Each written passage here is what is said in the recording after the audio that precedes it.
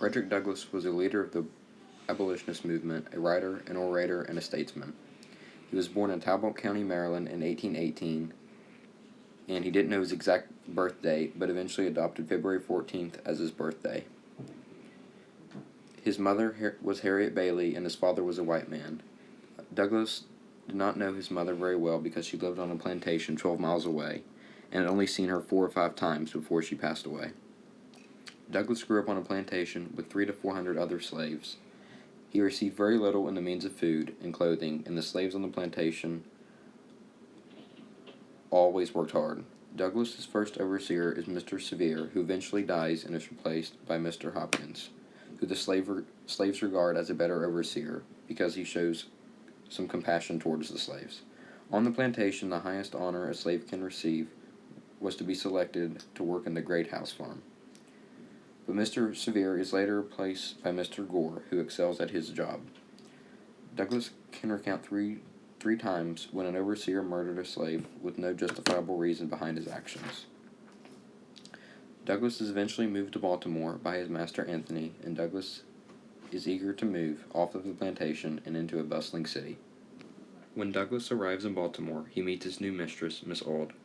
She shows kindness and compassion towards him, which is uncommon for slave owners to show compassion to their slaves. Miss Auld begins to teach Douglass how to write, but is quickly stopped by her husband. He warns her that teaching a slave to read is against the law and an overall bad idea. Douglass becomes upset that his lessons would no longer continue, but he understands the importance of learning how to read and write. Douglass reasons that once he learns how to read and write, he will be freed from the chains of slavery. Douglass realizes the effects that slavery has on the masters. He realizes that when someone becomes a slave owner, they can go from a kind, caring, and compassionate human being to a cruel monster. Douglass manages to learn how to read by befriending white kids on the street. The kids are eager to help him because they have not yet been told about the supposed dangers of educating a slave. Douglass discovers the Columbian Orator, which becomes his favorite book. He especially enjoys the sections on slavery.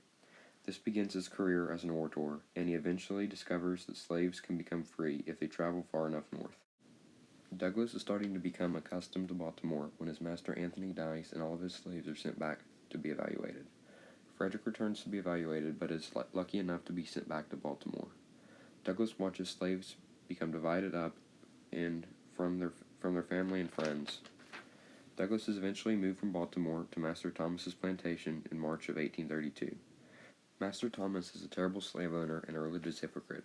Douglass pushes Thomas too far and is sent to be broken by a farmer named Mr. Covey. While on Mr. Covey's farm, Douglass is overworked and is whipped at least once a week. After 6 months of being on the farm, Covey and Douglass break out in a fight and brawl for around 2 hours, and from then on out, Covey does not bother Frederick anymore. After Douglass's 1-year stay on the farm is up, he moves on to live with Mr. Freeland. Douglass attempts to escape, but fails, and he is later sent back to Mr. Auld in Baltimore.